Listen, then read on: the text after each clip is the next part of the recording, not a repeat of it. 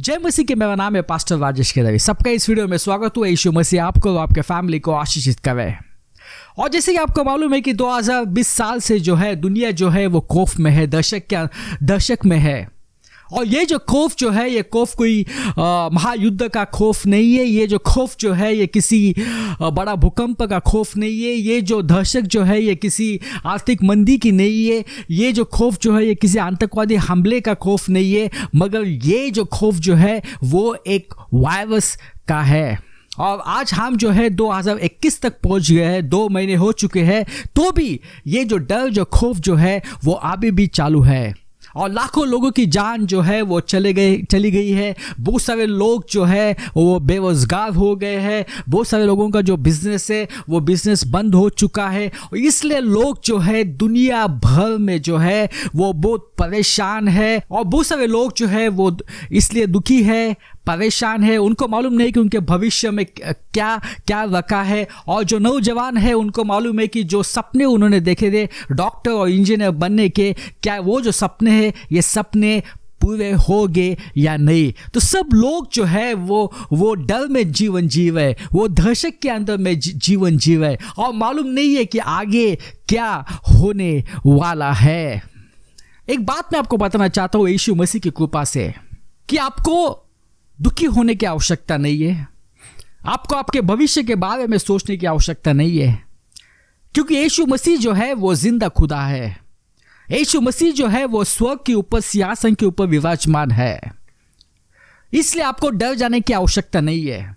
और वो अपने वचन से हमें सुरक्षा की वो भरोसा देते हैं, सुरक्षा का हमें वो यकीन देते हैं। इसलिए हमें सिर्फ यीशु मसीह के ऊपर विश्वास करना है। और यीशु मसीह ने जो सुरक्षा का जो वादा किया है, जो सुरक्षा का जो भरोसा दिया है वचन में, उसके ऊपर हमें विश्वास रखना है। हम जाएंगे भजन संहिता 91, हम पढ़ेंगे कुछ वचन। अभी ये जो वचन जो है ये वचन किसी इंसान के नहीं है, ये वचन परमेश्वर के वचन है। जो भी आपके मन में आपके भविष्य के बारे में चिंता है, जो किसी भी कारण से यदि आज आप दुख है, आप बीमार है, ये जो वचन जो है ये वचन आपको एक नई जिंदगी दे सकता है। क्योंकि ये जो वचन जो है किसी इंसान के वचन नहीं है, यह परमेश्वर के वचन है। आइए हम वचन 5 से पढ़ते हैं। तू न रात के भय से डरेगा, न उस तीर से जो दिन को उड़ता है, न उस मरी से जो अंधेरे में फैलती है, और न उस महारोग से जो दिन दोपहर में उजड़ता है। अभी ये जो वचन में जो बताया वो महामारी के बीच में बताया, जो कि अंधेरे में और जो कि दिन में वो आक्रमण करती है। वचन 7, तेरे निकट 1000 और तेरे दाहिने और 10,000 गिरेंगे, परंतु वह तेरे पास न आएगा। अभी यहाँ पे लिखा क्या है? भाइयों बहनों, आपको डर जाने की आवश्यकता नहीं है। आपको दुखी होने की आवश्यकता नहीं है। आपको आपके भविष्य की चिंता करने की आवश्यकता नहीं है। यहाँ पे क्या लिखा है कि वह तेरे पास न आएगा। वह का मतलब क्या है? वह का मतलब है कि महामारी। तो जो महामारी जो है ये जो दुनिया भर में अभी जो है वो फैल चुकी है, पवित्र शास्त्र यहाँ पे कहता है। और ये जो वचन जो है ये किसी इंसान का वचन नहीं है, परमेश्वर का वचन है। जिस परमेश्वर ने हमें बनाया है, जिस परमेश्वर ने हमें इस धरती के ऊपर लेके आया है, परमेश्वर हमसे कहता है कि तुम चिंता मत करना, तुम डरना मत। यहाँ पे लिखा है कि वह तेरे पास न आएगा। महामारी जो है वो तेरे दाएं बाजू रहेगी, बाएं बाजू रहेगी, मगर महामारी जो है वो तेरे निकट नहीं आ जाएगी, तेरे पास नहीं आ जाएगी। अभी ये वचन के ऊपर हमें विश्वास करना है। जब परमेश्वर हमसे ये कहता है कि वो तेरे पास ना आएगी, इसके ऊपर हमें विश्वास करना है। और ये जो वचन जो है ये वचन को हर रोज हमें पढ़ना है और विश्वास करना है कि महामारी मेरे दाहिने बाजू है, महामारी मेरे बाएं बाजू है, मगर महामारी जो है मेरे पास नहीं आएगी।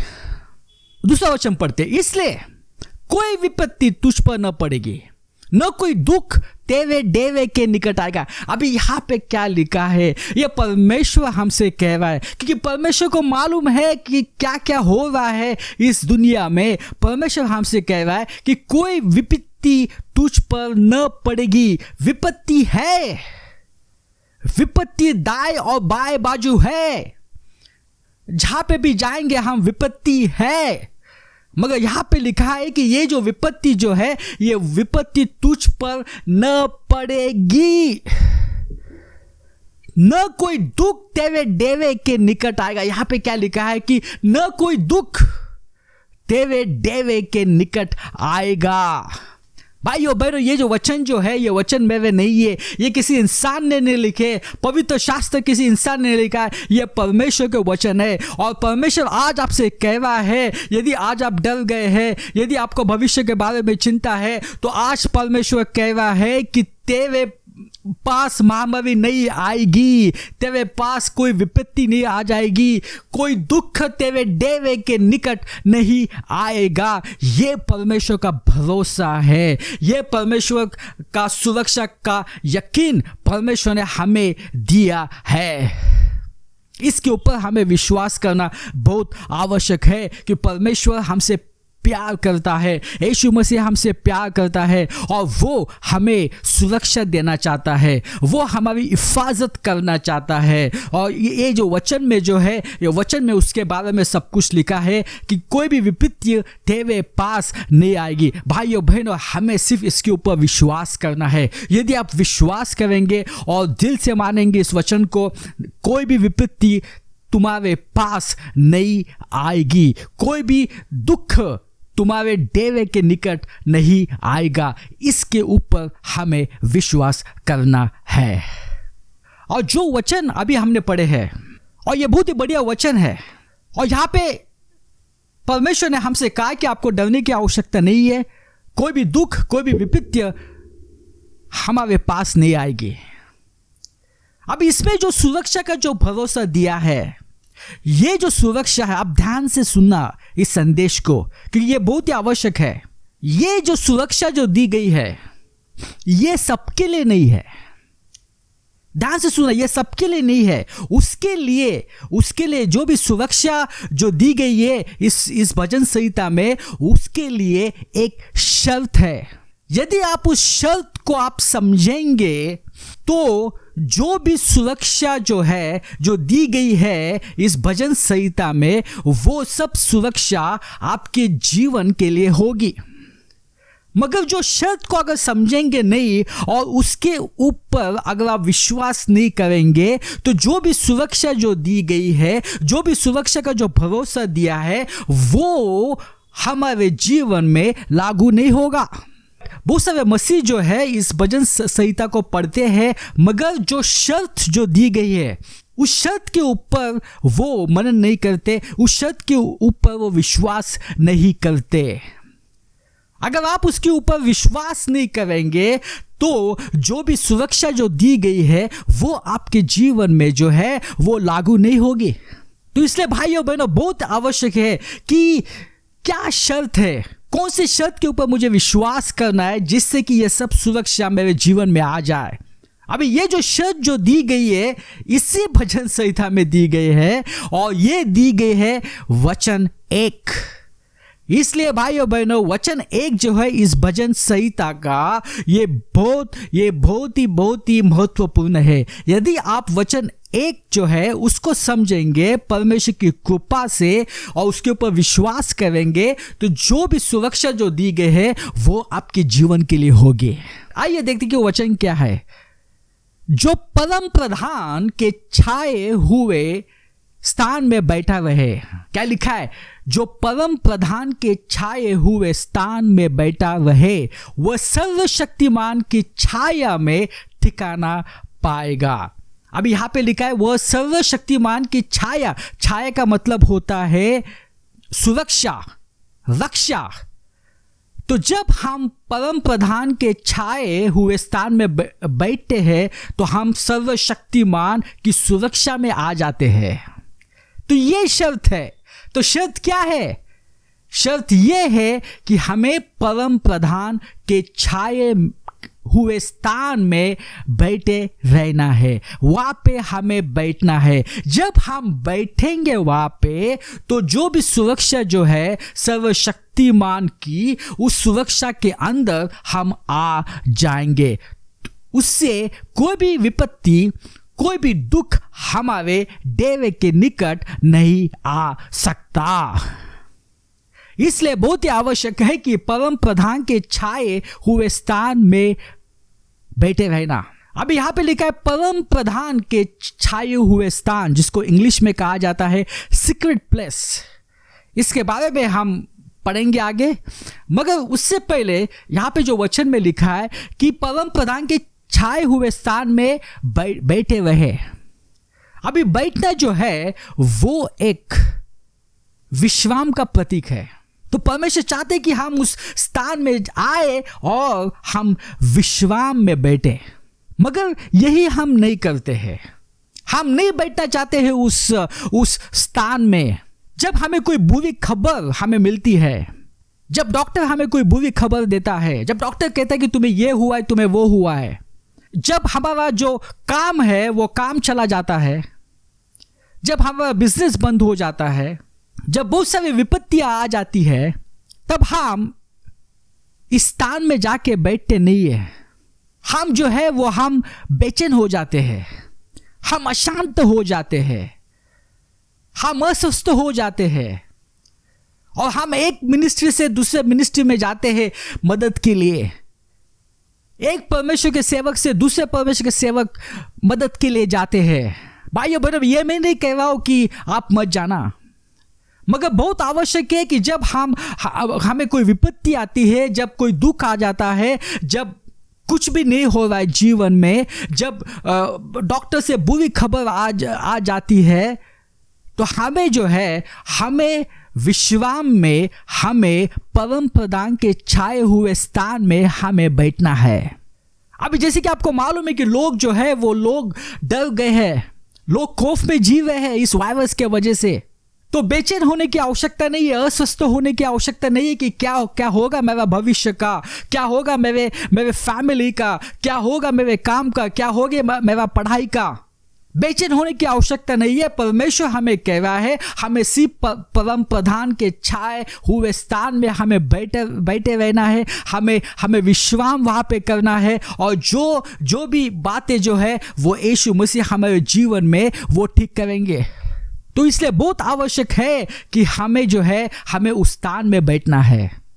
आइए हम जाएंगे यूहन्ना अध्याय 20 और 11 से 12 हम पढ़ेंगे।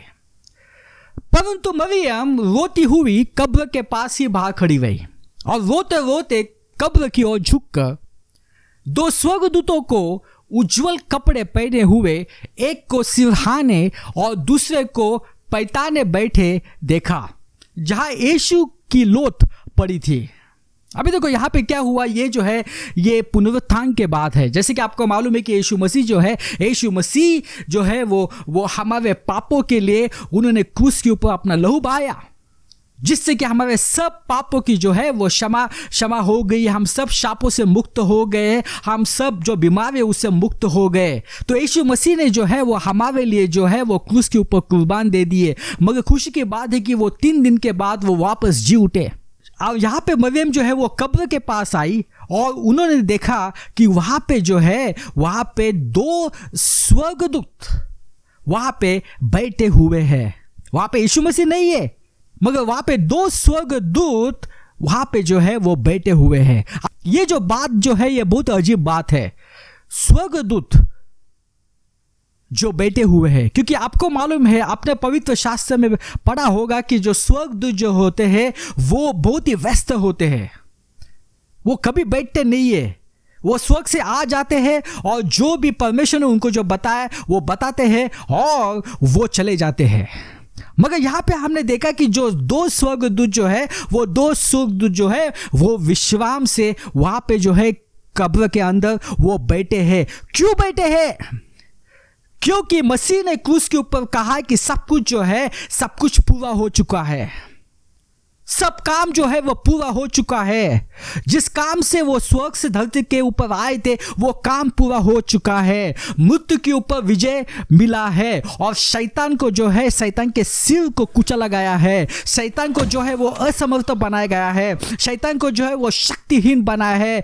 मृत्यु जो है, मृत्यु के ऊपर विजय हासिल की गई है। जो भी बीमारियां है उसके ऊपर विजय हासिल हो गई है और पाप का जो है वो सर्वनाश हुआ है। इसलिए यीशु मसीह ने क्रूस के ऊपर कहा कि सब कुछ जो है वो पूरा हुआ है और इसलिए जो है सब काम जो है वो पूरा हो चुका है। हमें कुछ करने की आवश्यकता नहीं है। हमें सिर्फ उस स्थान में जाके हमें विश्राम में बैठना है और इसलिए जो स्वर्गदूत जो है वो वहां पे बैठे हुए थे, क्योंकि सब कुछ काम जो है वो क्रूस के ऊपर यीशु मसीह ने किया है। इसलिए भाइयों बहनों, आपको डर जाने की आवश्यकता नहीं है, आपको दुखी होने की आवश्यकता नहीं है। आपको सिर्फ जो है वो परम प्रधान के छाए हुए स्थान में हमें सिर्फ बैठना है, विश्राम से बैठना है और जो भी काम यीशु मसीह ने क्रूस के ऊपर किया है उसके ऊपर में विश्वास करना है और देखो आपके जीवन में जो है वो कितना महान चमत्कार होगा। अभी जैसे कि यहाँ पे वचन 1 में लिखा है कि जो परम प्रधान के छाए हुए स्थान में बैठा रहे। अभी हमने देखा कि बैठना बहुत ही आवश्यक है और दूसरी बात जो अभी हम देखने वाले हैं कि ये जो छाए हुए स्थान, ये स्थान कहाँ पे है, जिसको इंग्लिश में कहा जाता है सीक्रेट प्लेस। तो ये सीक्रेट प्लेस कहाँ पे है? कौन वहां पे जो है वो जा सकता है? कौन वहां पे जाके विश्राम में बैठ सकता है? क्या ये सबके लिए है? कुछ जो है वो प्रचार करते हैं कि ये जो स्थान जो है, ये स्थान जो है ये साधारण मसीह के लिए नहीं है। उसके लिए बहुत आपको तपस्या करना पड़ेगा, बहुत प्रार्थना करना पड़ेगा, बहुत आपको पवित्र रखना पड़ेगा, सब आज्ञा को मानना पड़ेगा, बहुत दान देना पड़ेगा, ये करना पड़ेगा, वो करना पड़ेगा, तो ही आप इस स्थान में आप बैठ सकते हैं, तो ही आप परम प्रधान के छाए हुए स्थान में बैठ सकते हैं। ये साधारण मसीह के लिए नहीं है। तो आइए हम देखते हैं पवित्र शास्त्र के ये किसके लिए है और ये जगह जो है वो कहाँ पे है। इसके लिए हमें एक वचन पढ़ना पड़ेगा। वो वचन है इफिसियों 2:6-7। यहाँ पे लिखा है कि परंतु परमेश्वर की दया अपार है, हमने अपने पापों के कारण मर गए थे, किंतु उसने हमसे इतना प्रेम किया कि उसने हमें मसीह के साथ जीवन प्रदान किया। उसकी कृपा ने आप लोगों का उद्धार किया। यीशु मसीह की कृपा से हमारा उद्धार हुआ है। उसने यीशु मसीह के साथ हम लोगों को पुनर्जीवित किया और उन्हीं के साथ स्वर्ग में बैठा। अब यहां पे क्या लिखा है कि यीशु मसीह के साथ हम लोगों को पुनर्जीवित किया और उन्हीं के साथ स्वर्ग में बैठाया। तो भाइयों बहनों, आप यहां पे जो है, आप यहां पे ध्यान से सुनना। अब यहां पे लिखा है कि हमें यीशु मसीह के साथ स्वर्ग में बिठाया है। तो हम जो है हम बैठे हैं स्वर्ग में। अब यहाँ पे हिंदी में लिखा है कि उनके साथ हम स्वर्ग में बैठे, मगर आप जब किंग जेम्स वर्जन आप पढ़ेंगे तो उसमें लिखा है कि हम जो है हम स्वर्ग में यीशु मसीह का जो सिंहासन है, यीशु मसीह में हम बैठे हुए हैं। हम यीशु मसीह के साथ बैठे नहीं है, हम यीशु मसीह में बैठे हुए हैं। तो यीशु मसीह ही जो है वो छाए हुए स्थान है। तो यीशु मसीह ही जो है वो सीक्रेट प्लेस है और हम जो है हम स्वर्ग में यीशु में हम जो है हम बैठे हैं। मगर आप कहेंगे पास्टर हम तो अभी धरती पे है। हाँ, हम धरती पे है और नहीं भी। वचन के अनुसार जो है हम जो बैठे हैं, हम बैठे हैं स्वर्ग में, हम बैठे हैं यीशु मसीह में।